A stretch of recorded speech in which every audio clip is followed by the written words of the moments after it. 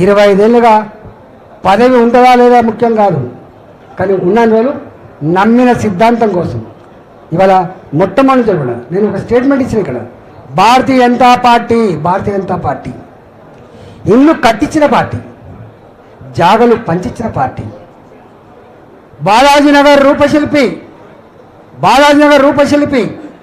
బాలాజీనగర్ గుడిసెలు కూడగొడుతున్నాడు. దివంగత నరేంద్ర గారు వచ్చి కొడక కూడుసవా అని చెప్పి ఆపిన చరిత్ర మా భారతీయ జనతా పార్టీ. ఇక్కడ ఒక వాజ్పేయి నగర్ ఉంటుంది, ఇక్కడ దత్తాత్రేయ నగర్ ఉంటుంది. ఇక్కడ నువ్వు హైదరాబాద్లో ఎక్కడ పోయినా కూడా దీన్ దయాళ్ నగర్ కావచ్చు, దత్తాత్రేయ నగర్ కావచ్చు, అది వాజ్పేయి నగర్ కావచ్చు, ఇవన్నీ కూడా భారతీయ జనతా పార్టీ కూడు లేని వాళ్లకు గూడు లేని వాళ్లకు ఆదుకున్న పార్టీ భారతీయ జనతా పార్టీ. మేము ఇక్కడ ఉన్నాం బిడ్డ, మేము ఇక్కడ ఉన్నాం. ఇవాళ మీకు అర్థం కావాలి, దేశాన్ని పాలిస్తున్న పార్టీ. మీ ముఖాలకు అంతకుమున్న ముఖ్యమంత్రి కూడా నేను 100 సార్లు చెప్పిన, నువ్వు ఇలా ఏ డబుల్ బెడ్రూమ్లో కట్టినావో ఈ డబుల్ బెడ్రూమ్లో దాంట్లో 2,50,000 ఇండ్లు కేంద్ర ప్రభుత్వం శాంక్షన్ చేసింది. ఆ ఇండ్లు కూడా కట్టే తెలివి లేదు మీకు అని చెప్పిన. ఇవాళ నీకు కూడా మళ్ళీ దిక్కు మళ్ళీ కేంద్ర ప్రభుత్వం ఇవ్వాలి. నీ దగ్గర ఏం లేదు, సరుకు లేదు.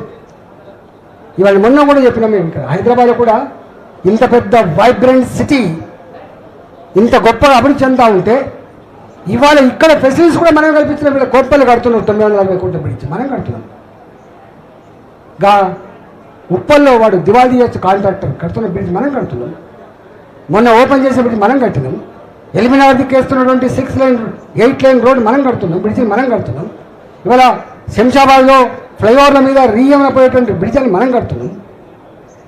అంటే కొన్ని వేల కోట్ల రూపాయలు ఇచ్చి మనం చేస్తున్నాం. ఇక్కడ ప్రజలు 8 మంది పార్లమెంట్ సభ్యులు గెలిపించారు. మీకు అర్థం కావాలి, ఇక్కడ హైదరాబాద్ చుట్టుపక్కల హైదరాబాద్లో 3 ఎంపీలు ఉంటాయి, మీకు గుర్తుపెట్టుకోవాలి. పక్కా మొత్తం ఎంపీలు 3.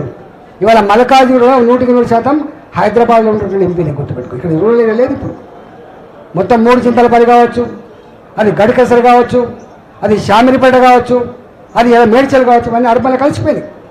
ఇవాళ మొత్తం హైదరాబాద్లో 3 ఎంపీలు ఉంటే 2 ఎంపీలు భారతీయ జనతా పార్టీ ఎంపీలు మాత్రమే. ఇక్కడ సికింద్రాబాద్ ఎంపీ కిషన్ రెడ్డి గారు కావచ్చు, ఇక్కడ నేను కావచ్చు. అటు పక్కకు 70% పార్లమెంటు చేవెళ్ళ కింద వస్తుంది. విశ్వేశ్వరరెడ్డి గారే మన ఎంపీ గుర్తుపడి నాలుగో ఎంపీ. అది ఇటు పక్కకు మెదక్ ఎంపీ ఉంటాడు, రఘునందన్ రావు గారు ఉంటాడు, బిహెచ్ఎల్ఏలో ఆయన ఉంటాడు. ఇక్కడ ఇంతమంది ఎంపీలను గెలిపించిన చరిత్ర ఈ హైదరాబాద్కు ఉంటే మరి ఎవరు కొట్టాడాలి మనం? ఇవాళ ఆయన నేను అంటున్నా, కుక్క లెక్క ఒరుడు కాదురా కొడుక, కుక్క లెక్క ఒరుడు ఏమవుతుంది? ఎవడు ఒరుతాడో, ఎవడి సంస్కారహీనుడో, ఎవడికి సభ్యత లేదో, ఎవడు అబద్ధాల కోరో, ఎవడు ప్రజలను వంచే వాళ్ళో నేనెందుకు చెప్పాలి? ప్రజలు ఆల్రెడీ చెప్తున్నారు. ఇవాళ హైదరాబాద్ బాధ అనిపిస్తుంది. ఇవాళ నేను ఏదో రియల్ ఎస్టేట్ల కోసమో ఇంకోటి కోసమో కాదు. ఇవాళ హైదరాబాద్లో నేను కొత్తగా ఆర్థిక మంత్రి అయినప్పుడు 10 నెలల కాలంలో అప్పుడు జూన్ 2వ తారీఖు నాడు రాష్ట్రం ఏర్పడితే మార్చి 31 10 నెలలు. 10 నెలల కాలంలో 29,500 కోట్ల రూపాయలు సొంత పన్నులు వచ్చినాయి రాష్ట్రానికి. సొంత పన్నులు, దాని ఓన్ ట్యాక్స్ రెవెన్యూస్ అంటారు. ఇవాళ ఎంత వస్తున్నాయి తెలుసా? 1,30,000 కోట్ల రూపాయలు పన్నులు వస్తున్నాయి ఈ రాష్ట్రంలో. సొంత పన్నుల రూపంలో వచ్చే ఆదాయం 1,30,000 కోట్లు. ఎక్కడి 30,000 కోట్లు? ఎక్కడి 1,30,000 కోట్లు? 1,30,000 కోట్లు మాత్రమే కాదు. మొన్న వరకు తెలంగాణలో జిఎస్డిపి అంటే డెవలప్మెంట్ అంటే జిఎస్డిపిలో చూస్తారు. ఒకనాడు తెలంగాణలో 20% కూడా జిఎస్డిపి వచ్చేది. 2024 వరకు కూడా 13.9% ఉండే.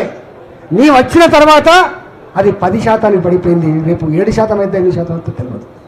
నీకు పరిపాలించే సత్తా లేక, అనుభవం లేక, సోయి లేక, ఏమి చేయన్నో ఏమి చేయకూడదో అర్థం కాక ఇవాళ తెలంగాణ పేదది కాదు బిడ్డ, తెలంగాణలో పేదరికంలో ముంచేసే ప్రయత్నం చేస్తుంది కాంగ్రెస్ పార్టీ.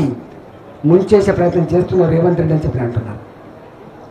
గా పక్క రాష్ట్రం 5.5 కోట్ల జనాభా, 6 కోట్ల జనాభా, 4 కోట్ల జనాభా. మన బడ్జెట్ కంటే తక్కువ ఉంటుంది. మనం ఎక్కడ, వాళ్ళు ఎక్కడ? మీరు చూడండి. పర్ కాపిటా ఇన్కమ్లో మనం నెంబర్ 1, గ్రోత్లో number 1, livable city Hyderabad, livable సిటీలో నెంబర్ 1. ఇవాళ మనకు ఎగిరిపోయి ఇవాళ పూనా అహ్మదాబాద్ వస్తుంది. ఇవాళ మన 4వ స్థానానికి పడిపోయింది. ఇవాళ వీటి మీద దృష్టి పెట్టు. నీకు నిజంగానే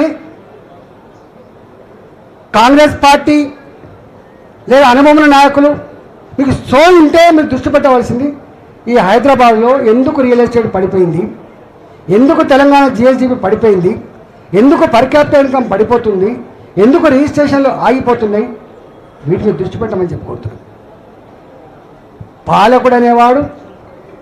పాలకుడు అనేవాడు కన్స్ట్రక్షన్ చేస్తారు తప్ప డిస్ట్రక్షన్ చేయడు. కన్నా 50 ఏళ్ళ చరిత్రలో చూస్తున్న మొట్టమొదటిసారిగా కన్స్ట్రక్షన్ పక్కకు పెట్టి డిస్ట్రక్షన్ చేస్తున్న దుర్మార్గపు ప్రభుత్వం రేవంత్ రెడ్డి ప్రభుత్వం అని అంటున్నాడు.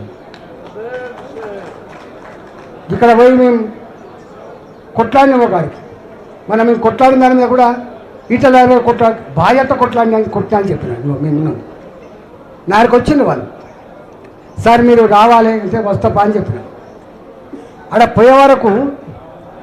పోయే వరకు మనుషులు లేరు. ఏందా మనుషులు లేరంటే భయపడ్డాం సార్ మేమంతా. రాత్రి ఆ రియల్ ఎస్టేట్ గుండాల మనుషులు, ఆ గుండాలు ఇంటింటికి వచ్చి, బిడ్డ మీరు కనుక ఎంపీ మీటింగ్ పోతే మిమ్మల్ని చంపుతాం, టెంట్ వేసినా కాలబెడతాం, చీరలు ఇస్తే చీరలను కాలబెడతాం, 10,000 కూడా చేస్తాం. ఏకశిల ఏదో కాదు అంటే ఏంది ఇట్లా అంటే, లేదు సార్ ఇట్లే ఉంది, మేము పోయినాం.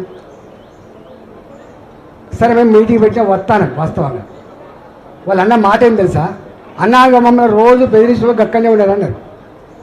ఇక్కడనే అంటే ఒక ఇంటి దగ్గర తాకుండా కూర్చున్నారు. అంటే ఎంపీ గారంటే విలువలేదు, ఎంపీ గారు తన పార్లమెంటు పరిధిలో ప్రజలకైనా ఆపదస్తే పోవడానికి హక్కు లేదు. వాడు తాక్కుండా, ఎంపీ గారు పోయి అడిగితే తాక్కుండా తప్ప లేవని కూడా లేవలేదు వాడిని. మరి పోలీసుడు కంట్రోల్ చేయకపోయాయి, నీ వ్యవస్థలు కంట్రోల్ చేయకపోయాయి, ప్రజలు ఏడవట్టి, మహిళలు ప్రాణాలు అరిచేతో బతకబట్టి మరి ఎవరు కాపాడాలి? నేనన్నా వాళ్ళ ఓట్లేసుకున్న బిడ్డగా నేను కాపాడకపోతే సపటనవుతా అని చెప్పి నేనే బాధ్యత ఫస్ట్ దెబ్బ కొట్టి నేను కేసు కాకపోతే 100 పెట్టుకో. తెలంగాణ ఉద్యమం 150, 200 ఉన్నాయి నాకు. మళ్ళీ ఈ మధ్యకాలంలో ఆ కేసీఆర్తో కొట్లాడిన దానికి మళ్ళీ 70 పెట్టిండు హుజరాబాద్. రోజు వారానికి 2 సార్లు కేసు ఉంటాయి. ఇవాళ భారతీయ జనతా పార్టీ, ఇంతకుముందు మా వాళ్ళు అన్నారు, మా విక్రమ్ శ్రీనివాస్ చెప్తాను, భారతీయ జనతా పార్టీ అధికారం లేనాడే నీ అయ్యతో కొట్లాడిన పార్టీ, నీ కేసులు, నీ దబాయింపులు వస్తాయా? అసలు అయినా ఇప్పుడు నా ఇల్లు ముట్టడి ఇవ్వడానికి చిన్నది, ఇళ్ళని ముట్టడిస్తారా? కుటుంబాలు ఉంటాయి, భార్య పిల్లలు ఉంటారు. అక్కడ చూసినా మా ఇంట్లో అసలు ఇల్లు ముట్టడిచ్చే చూసినాం, ఏదైనా కలెక్టరేట్ ముట్టడి చూసినాం, కానీ ఓ మంత్రుల కార్యాలయాలను ముట్టడించే చూసినాం, కానీ పబ్లిక్ ప్లేసెస్ ముట్టడించే చూసినాం, కానీ ప్రైవేట్ చూస్తాం ఎక్కడన్నా అక్కడ పోతాను. ఇవాళ నేను పోలీసు వాళ్ళకు నేను చాలాసార్లు చెప్పిన, అధికారులారా వాళ్ళు పోలీసులా, ఐఏఎస్ ఆఫీసర్లా, మున్సిపాలిటీ వాళ్ళ, ఇంకోలా అని అంటలేదు. చట్టాన్ని లోబడి పనిచేయండి. వాళ్ళ నీ ఏదైతే ఫోకల్ పోస్టుల కోసం మంచి పోస్టు కావాలి, 4 పైసలు ఎక్కువ వచ్చే పోస్టులు కావాలి, కొంచెం గౌరవంగా ఉండే పోస్టులు కావాలని చెప్పి కనుక వాళ్ళు చెప్పిన మాట విని ప్రజల్ని వేధిస్తే ధర్మాన్ని చెరబట్టే ప్రయత్నం చేస్తే, రాజ్యాంగాన్ని ఉల్లంఘిస్తే ఎంతమంది రాజశేఖర రెడ్డి పీరియడ్లో జైలుకు పోయినరో నీకు అర్థం కావాలి, ఎంతమంది ఆంధ్రలో జైలుకు పోయినరో మీకు అర్థం కావాలి, ఎంతమంది ఇక్కడ నువ్వు వచ్చిన తర్వాత కూడా ఎంతమంది జైలుకు పోయినో మీకు అర్థం కావాలి. ఇవాళ ఖబర్దార్ అని హెచ్చరిస్తున్నాం. 600 రేపు నీ జేజమ్మ దిగచ్చిన కొడుక ఇక్కడ గెలిచే పార్టీ భారతీయ జనతా పార్టీ గుర్తుపెట్టుకో. విదేశాల్లో ఉన్నత విద్యను చదువుకోవాలని అనుకుంటున్నారా? అయితే వెంటనే ఫ్లైగ్రాడ్ ఓవర్సీస్ ఎడ్యుకేషన్ కన్సల్టెన్సీని సంప్రదించండి. మీ విదేశీ కలలను సాకారం చేసుకోండి. ఫ్లైగ్రాడ్